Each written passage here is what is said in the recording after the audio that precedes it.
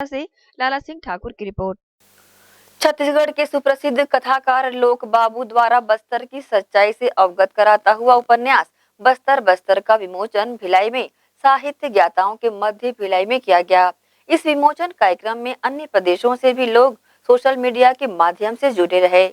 छत्तीसगढ़ प्रदेश का बस्तर जिला आज भी एक अनसुलझी कहानी के रूप में जाना जाता है, क्योंकि बस्तर को नक्सली क्षेत्र भी कहा जाता है और बस्तर अपनी कलाकृति के लिए भी जाना जाता है।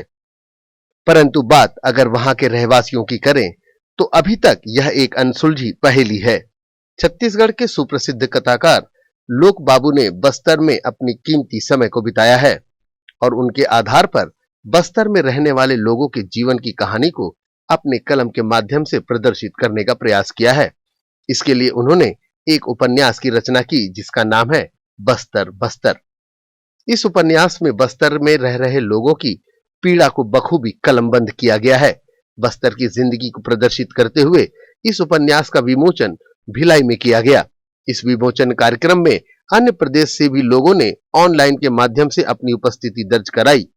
बस्तर बस्तर उपन्यास के लेखक लोक बाबू ने अपने इस उपन्यास के बारे में ग्रैंड एशियन न्यूज की टीम से चर्चा की। उतारने का प्रयास मैंने पहली बार मैंने ही किया हो ऐसा नहीं है, लोगों ने अपनी अपनी दृष्टि से देखा, समझा और लिखा भी है। लेकिन जब मेरे को कई बार बस्तर जाने का मौका मिला और अपनी नौकरी के दौरान आखिरी के 4 सालों में रिटायरमेंट के जब लगातार मेरे को वहाँ जाने का मौका मिला और मैंने आदिवासी जीवन को, उनके दर्द को जब मैंने देखा तो लगा कि नहीं, मुझे भी इसको अपने स्तर पर अपने ढंग से रेखांकित करना ही चाहिए और मैंने वो किया। उपन्यास के लिए बस्तर चर्चा में रहे ऐसा नहीं है, बल्कि बस्तर स्वयं अपने आप में इतना चर्चित रहा है कि मुझ जैसे और भी कई लोग इस तरह से काम करेंगे। मैं कोई पहला नहीं हूँ ना अंतिम नहीं। छत्तीसगढ़ के अन्य क्षेत्रों से बस्तर को कितना अलग मानते हैं? बस्तर सब हमारे हिंदुस्तान का सबसे खनिज संपदा संपन्न इलाका है और इसके कारण लोगों, देश, उद्योगपतियों का, सरकार का, दूसरे लोगों का ध्यान उस पर गया कि कैसे वहाँ से अधिक संपत्ति का चरण किया जा सके। तो उसके कारण सबकी गिद्ध नज़र थी और मैं तो सोचता हूँ कि ये जितनी योजनाएं बन रही हैं कहने को है कि वहाँ के आदिवासियों के विकास के लिए कर रहे हैं, पर मुझे नहीं लगता कि अगर ये चिंता सरकारों की, कि कई सरकारें आई गई चली गई, सरकारों की चिंता उसमें नहीं है। अगर ऐसी होती तो 70 साल के बाद भी आदिवासी जो के थे वो नहीं बने रहते।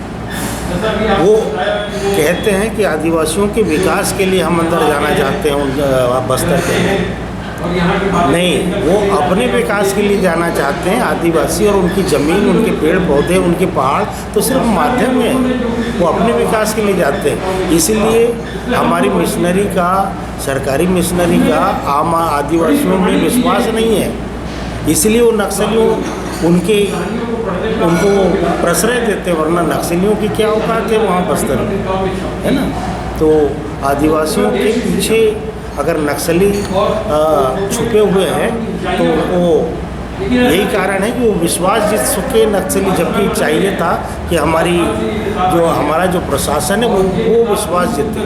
पंडित जवाहरलाल नेहरू का वो कथन मेरे को याद आता है, उसने कभी कहा था कि हम आदिवासियों के बीच में हम जाएं तो इस तरह से जाएं जैसे उन्हें कुछ देने जा रहे हैं, इस तरह ना जाएं जैसे हम उनसे कुछ छीन रहे हैं। लेकिन आज हम उसी तरह से जा रहे हैं, इसलिए आदिवासियों का हम पर, सरकार पर विश्वास नहीं है और ये लड़ाई इसी तरह चल रही है। और सरकार और उद्योगपति और पूंजीपति नहीं चाहते कि वो वहाँ शांति, आदिवासियों के साथ मिल बैठ करके शांति हो, जबकि सही बात यह है कि सरकार जैसे बताती है कि हम आदिवासियों की भलाई के लिए विकास करना चाहते हैं। एक नक्सली भी कहते हैं कि हम आदिवासियों के विकास के लिए लड़ाई लड़ रहे हैं। तो भैया जब ये भी विकास के लिए भलाई चाह रहे हैं, वो भी भलाई, आपस में मिल बैठ के तय कर लो भाई, झगड़ा कहाँ है ना। लेकिन वो असल में सरकार कहती है कि हम चाहते हैं कि मिल बैठ के बात करें, लेकिन वो अपने हथियार छोड़ दें। नक्सली कहते हैं कि अगर हथियार छोड़ देंगे तो हमारे आंध्रा तेलंगाना में ऐसे छोड़ करके समझौते में आए तो उनको तो मार डाले गिरफ्तार करके। तो ये बहाने हैं, वरना मिल बैठ के अगर चर्चा करेंगे तो चर्चा हो सकती है, शांति स्थापित हो सकती है। लेकिन अगर वो मिल बैठ के चर्चा करेंगे तो आदिवासियों के अधिकारों को मान्यता देनी पड़ेगी। जो ये पूंजीपति, ये उद्योगपति और उनकी इच्छा पर नियम बनाने वाली सरकारें नहीं चाहती हैं। इसलिए किसी तरह से ये समझौते जो है दूर से दूर होते जा रहे हैं। सिर्फ ऊपर की बातें होती हैं, लेकिन कभी ये मेज पर बैठकर आदिवासियों के विकास और शांति के लिए बैठक नहीं करते हैं। इस उपन्यास के विमोचन कार्यक्रम में उपस्थित अन्य साहित्य ज्ञाताओं ने इस पुस्तक को सर्वश्रेष्ठ बताया, जिसमें बस्तर के ऊपर लिखे गए अन्य लेखकों के साहित्य में कमी होने का हवाला देते हुए लोक बाबू द्वारा लिखे गए इस उपन्यास में बस्तर के संपूर्ण एवं सत्यता के दर्शन होने की बातें कही गई हैं। अगर बस्तर की अंदरूनी जिंदगी के बारे में जानकारी लेना हो तो एक बार यह उपन्यास बस्तर बस्तर जरूर पढ़ लेना चाहिए। ग्रैंड एशिया न्यूज के लिए भिलाई से संतोष शर्मा की रिपोर्ट।